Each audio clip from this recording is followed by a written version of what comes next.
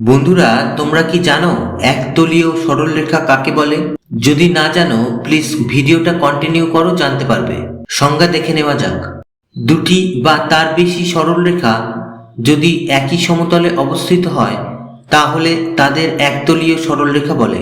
ধরো তুমি তোমার খাতার একটা পৃষ্ঠায় দুটি সরলরেখা এঁকেছো। এখন দুটি সরলরেখা ধরা যাক PQ ও XY সরলরেখা। তাহলে এই সরলরেখা দুটি একই পৃষ্ঠায় অর্থাৎ একই সমতলে অবস্থিত, তাই এদের একতলীয় সরলরেখা বলবো। কথার মধ্যে তো মানে লুকিয়ে। একতল অর্থাৎ সমান্তল, তার থেকে একতলীয়। তাহলে আশা করি বুঝতে অসুবিধা হলো না।